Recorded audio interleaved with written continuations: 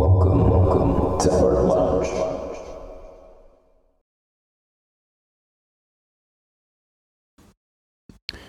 Hey everybody, welcome back to Art Lounge. This is going to be the project stream. If you're just tuning in, I'm going to be doing some personal work. Unlike the other streams where I am showing basics, drawing basics, and learning from John Buscema's Conan the Barbarian. You guys can check those out. They're earlier in the day. The basics start at 3, and the comic drawing starts at 4. So I wanted to start today by showing you a really awesome painting. It's one of my favorites. It's by, as you can see, Jean-Léon Gérôme, and it's a painting of Pygmalion and Galatea. And this is just a story. It's a Greek myth about a famous sculptor who falls in love with his work. And so much so that he starts wishing that it actually becomes alive. And he prays to the goddess, what was it? Aphrodite, I believe. Let me take a look at that.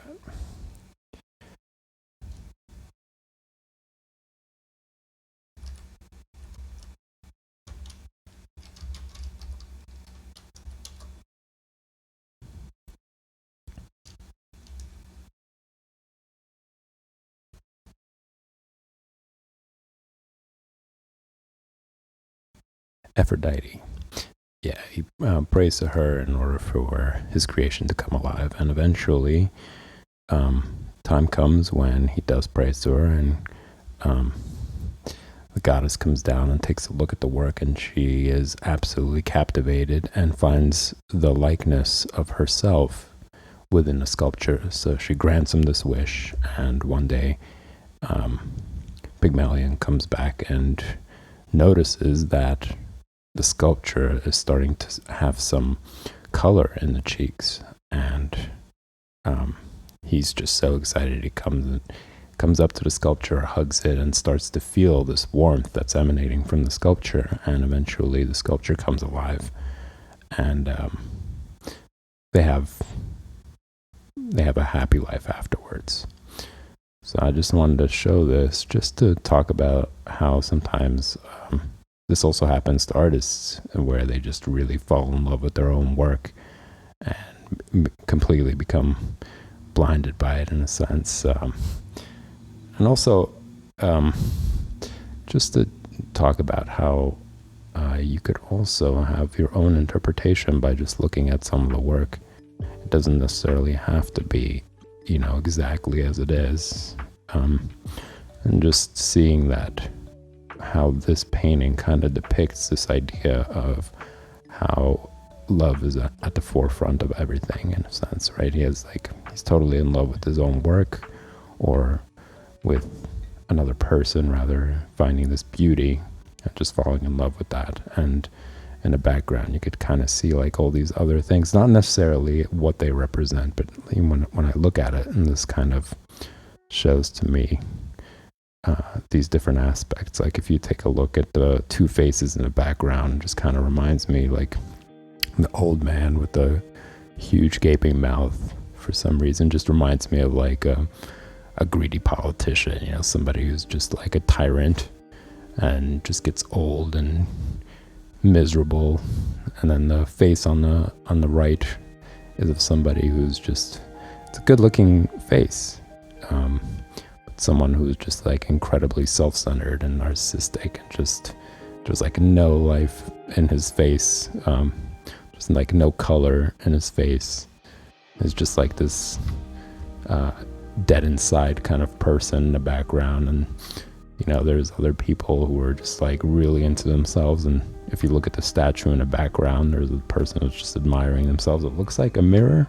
I'm not sure if it really is.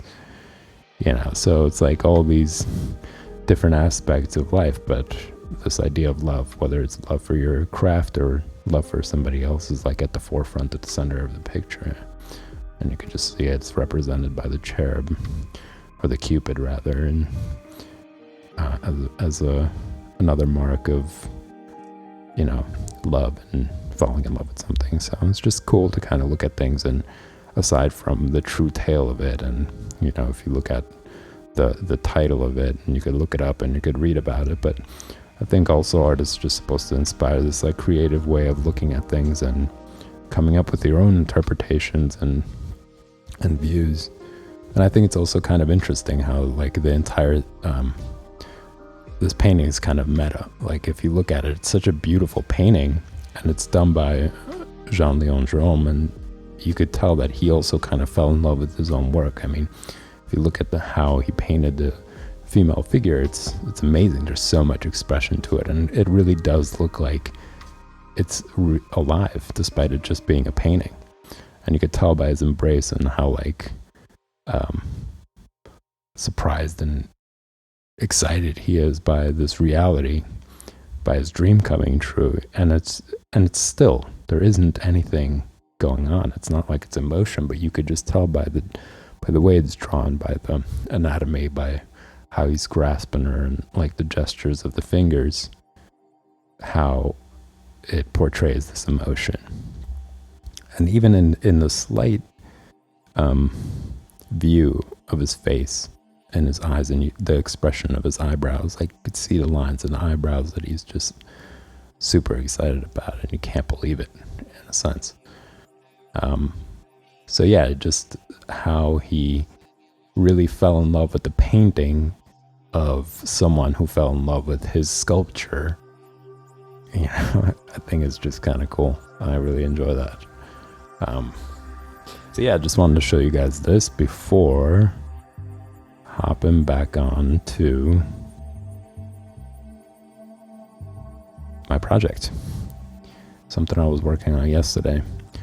And unfortunately, because of some like software issues, I didn't notice that the audio was off, so the entire stream was in silence. But the work is still there. I guess kind of like skip through it to see like from what it looked like from the beginning to what it ended up being at the end.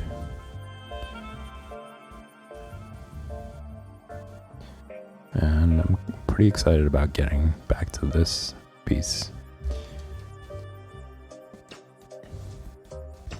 I do want to capture likeness myself.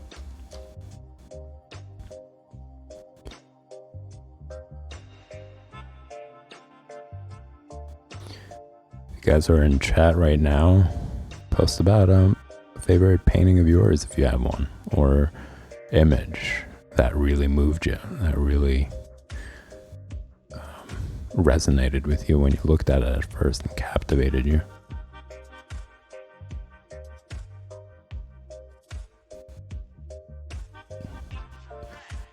Try to bring it up on the screen. I'll take a look at it myself.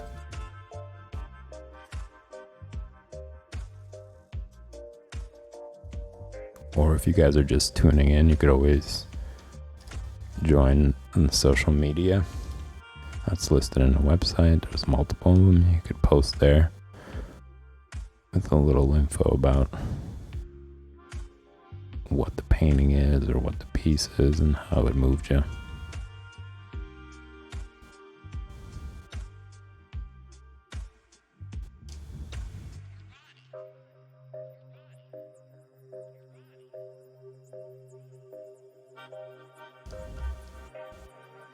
But yeah, that's like the upside to it, in the sense like, you fall in love with the work, and it's great because you're really into it, you're invested. But at the same time, there are certain shortcomings to it. If we're just talking about like, your art and stuff, like sometimes people fall in love with it way too much, where they don't even recognize that there are flaws there. They're like, oh, this is great, this is it. And in some ways that's also good. You don't want to nitpick something for too long, but it's kind of playing this like middle ground of liking your work, but at the same time knowing where you could improve. And that requires detaching from it from some time. And some of the detaching techniques, like I was mentioning before, is like holding up a mirror next to it, or flipping it if you're doing it digitally, like flipping the image. I'll kind of show you actually here right now.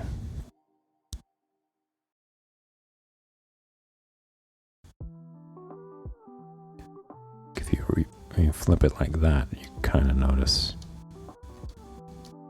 where it's off.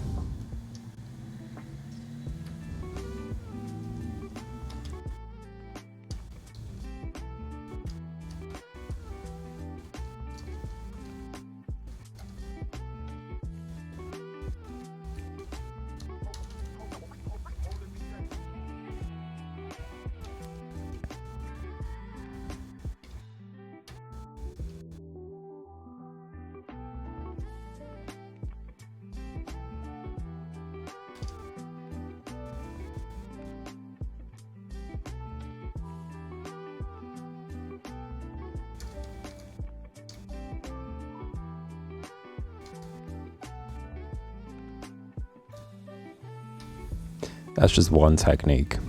And the other one was, as I mentioned, you could hold up a mirror next to it if it's something like physical, and you could look at it in a mirror, and you'll notice there's like certain things that are a little off.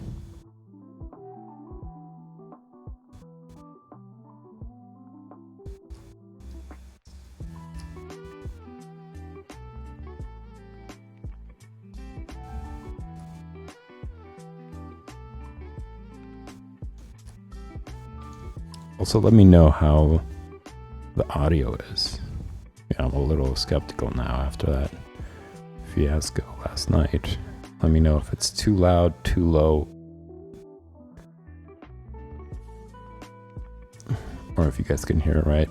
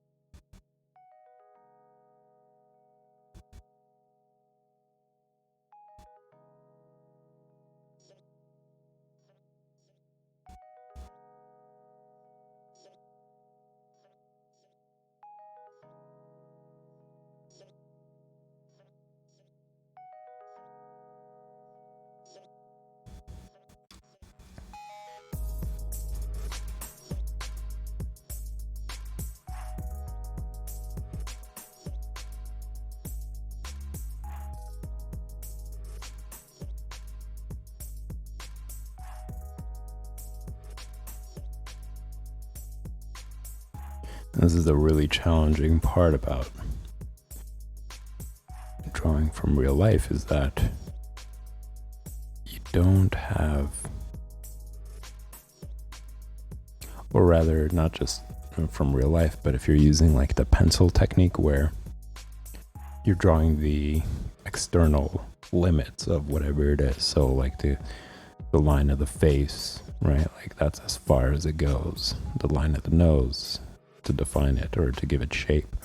It's different as opposed to when you're painting, because when you're painting, you're kind of putting in blocks of shapes, or like the light, basically, of the facial feature, as opposed to the line. So it's a little bit easier to define, but with the drawing technique, it's just the line that's defining the part of the face. On, for instance, in a nose, like there is no hard line like that. It's just a shadow that reveal or highlights, rather. Because of the highlights and because of the shadows, you could see the definition of the nose. You know, if the other side of the nose is in shadow, that kind of gives a definition of the nose. So you have to capture just that fine line between the two in order to give this person's nose a likeness to how they really are, or how that part of the nose really is.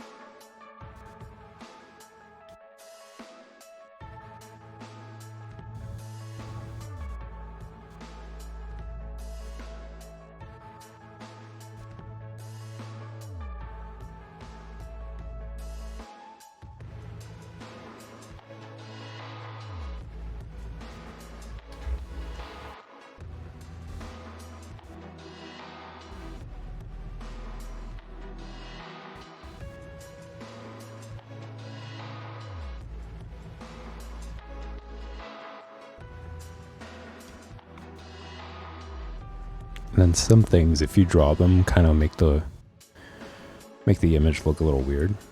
Like, for instance, when people draw the lines for the teeth, that looks awful. Like when they're drawing each individual tooth with like black lines in between, it really kills the image. I think there's like a famous photo out there of somebody who got like their wife tattooed on their arm, and the tattoo artist drew like every single tooth with these like black lines, and it looks terrible. It looks like she has like cavities in her teeth. It really did the service to the photo itself, and it's like comparison of the two, like one next to the other, like the photo versus like the tattoo, and it looks horrendous. She looks like something that came out of the Night of the Living Dead or something. It's awful. So I think that kind of ruins it, and also like drawing that shadow within the lip, you know, where that right here where the lip kind of goes inwards, or I guess on top of the lip there's this like little area, it's a little gap. It kind of makes it look weird. It works here, but I don't know. Same time, if I like take it away.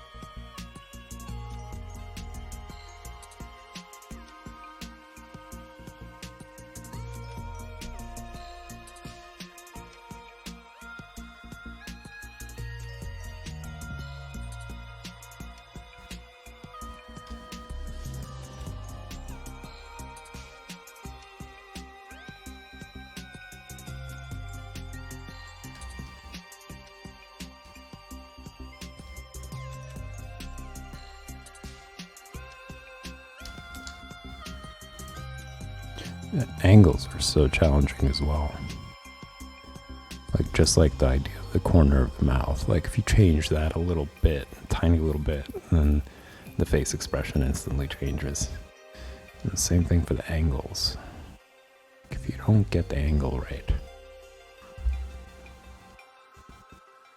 it could really change the expression and the mood.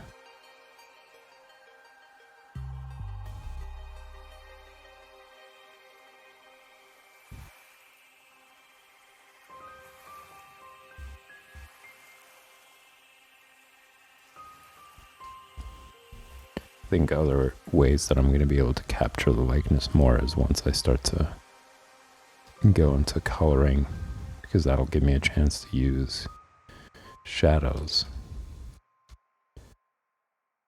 to define the face more, define face features more.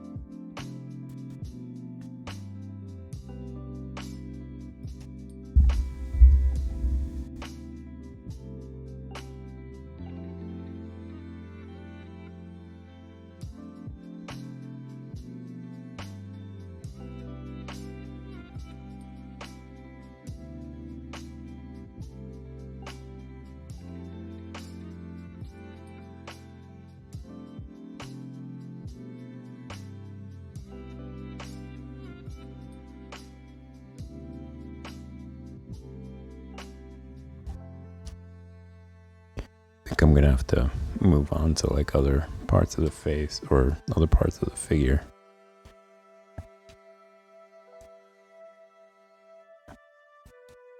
Right after I define this curl.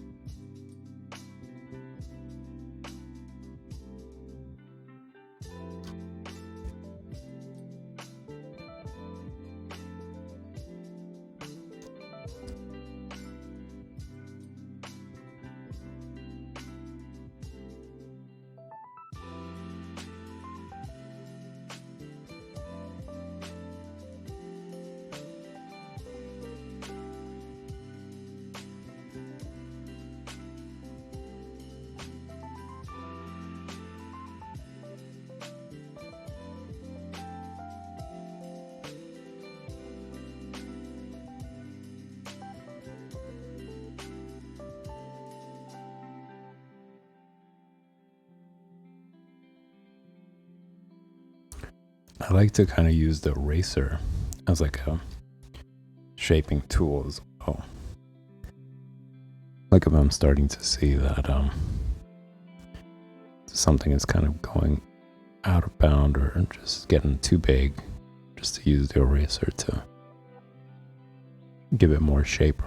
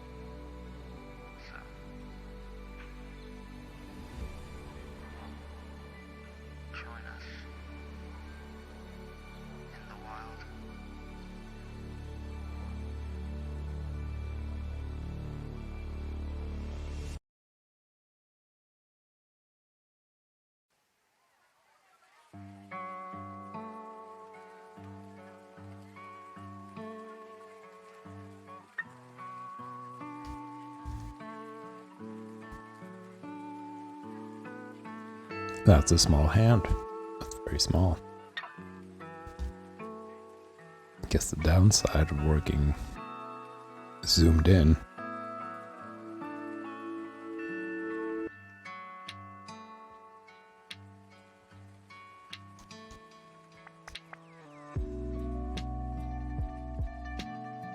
You don't get to see what it's compared like to the rest of the body. You're just focusing on trying to nail down the details of it.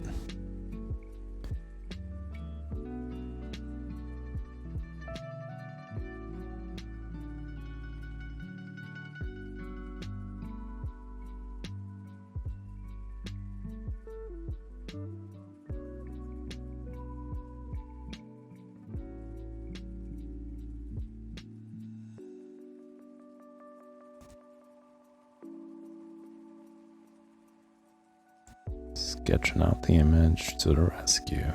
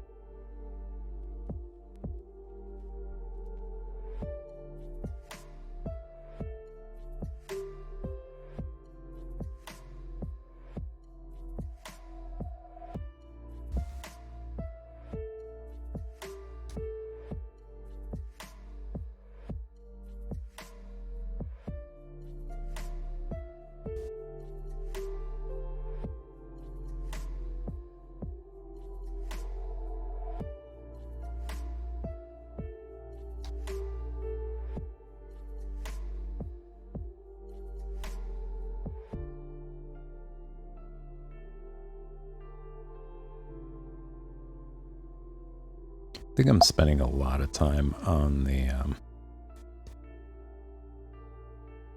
the sketching part. Like I'm almost completely completely focused on getting all the details, but using the sketch pencil as opposed to transitioning. I think I'm just caught up in it. I'm just not noticing how I should be switching over to a different pencil,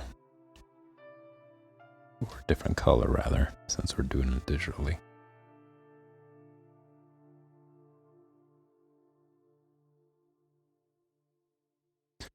I did notice that on Instagram they have like this new tool for iPads or other, I guess, drawing devices where it looks just like a pen, just like a brush, with the bristles and everything, and it resembles it.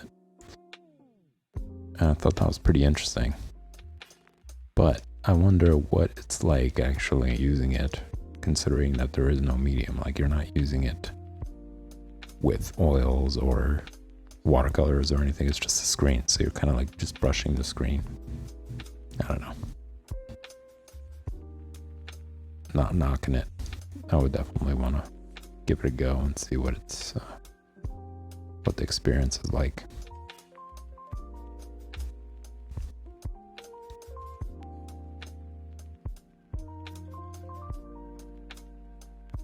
I think I'm also trying to decide as I'm doing this, like how much detail do I really want to go into when it comes to this.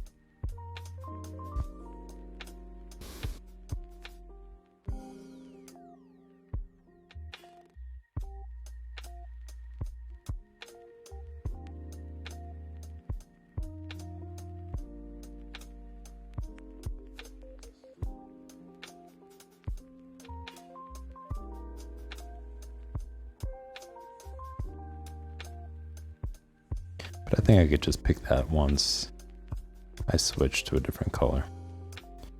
Like I'm gonna try to do as much as I like on here.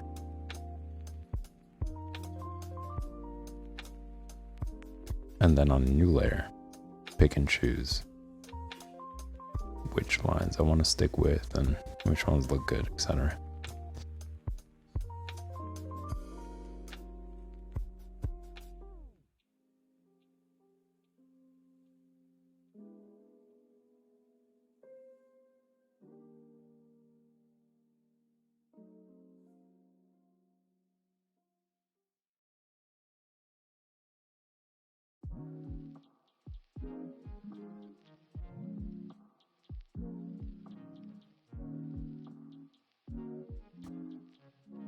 Might have made the top a little too high.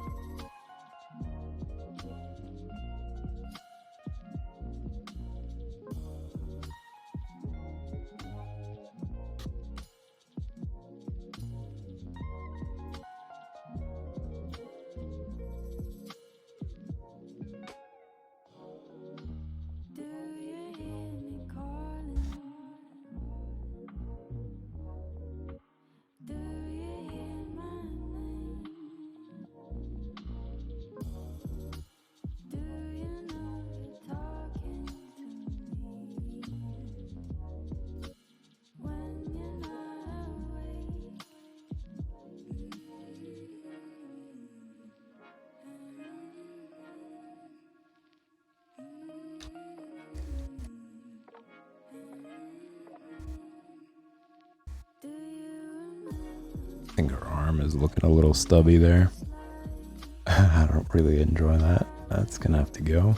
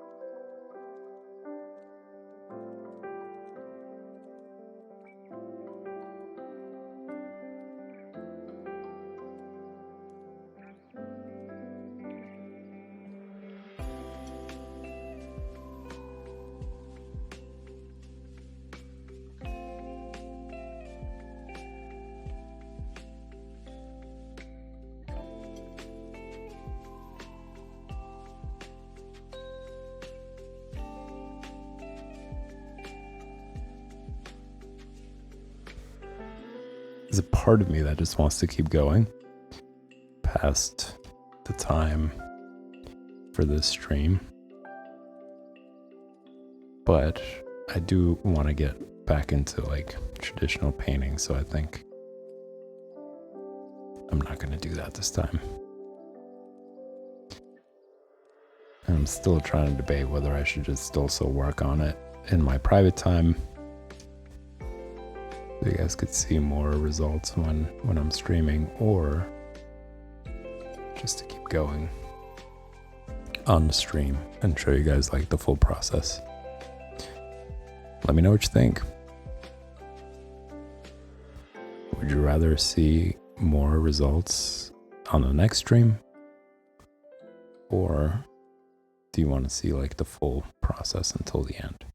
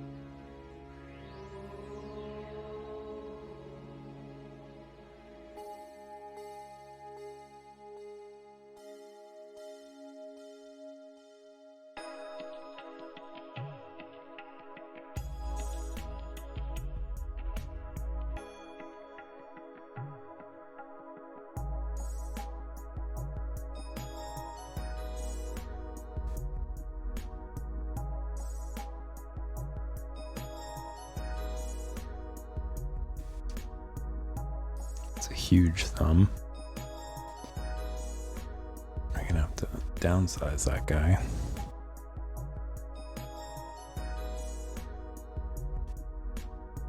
For some reason, thumb sounds like a male, even though it's part of a female.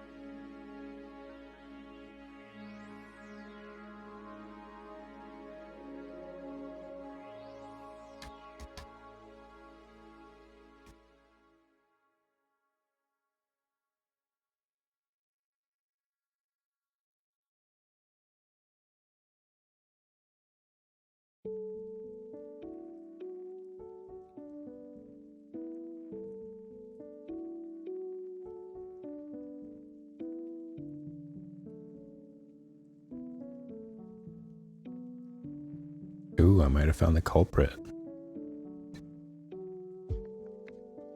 That brow was a little too thick and high up.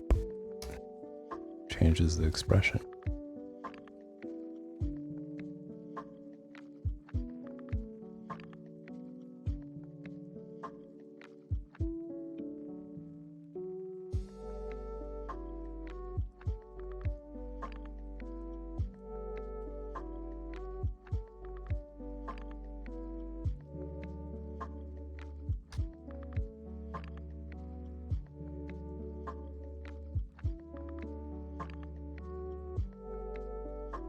And I'm sure like this hard line on the face is also getting in the way. Making her face look bigger than it actually is. But I'm just trying to satisfy myself right now. Like, this is something that can be fixed once I switch over into doing black lines.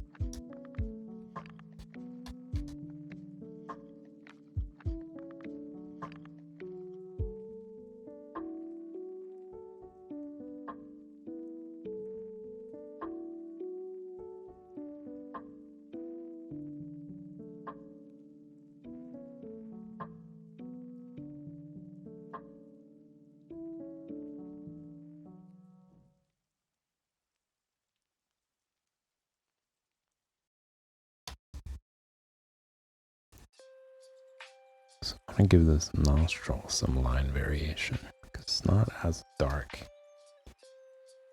going around. And the darker it is, the more prominent it makes it. Whereas the nostril kind of like lays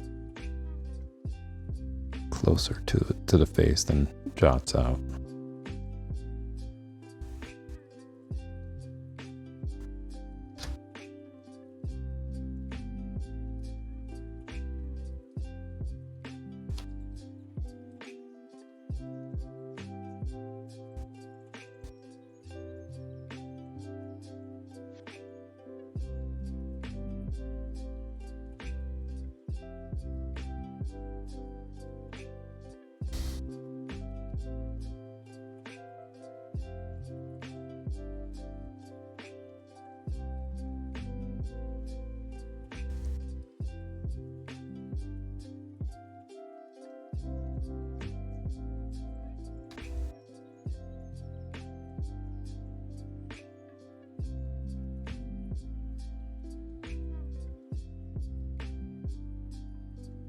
And I also think the lips too, it's just because it's like really dark color.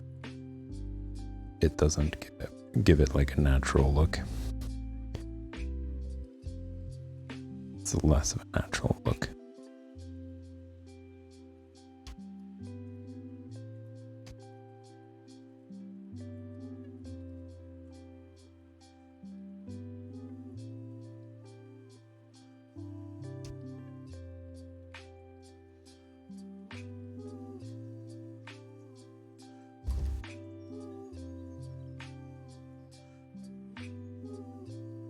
But I think the next stream, because I do have to end it with this half, for the next stream I think I'm going to be switching over to doing darker pencil or black lines. I might work on it some more before I stream, but it's not 100. It's not 100%.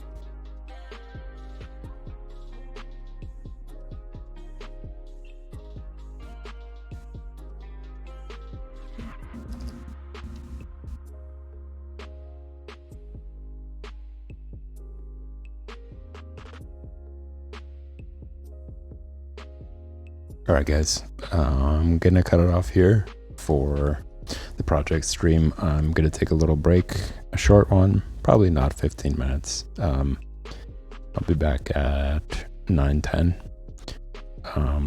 If you enjoy this content, subscribe, hit the like buttons, whatever the Twitch buttons are. I think it is subscribe button. Yeah, you could join me on social media. All the links to the social media are posted on the website. You guys can post your questions there, comments, your thoughts, and I'll write you back, or I'll get you back on the stream. All right, guys, thanks.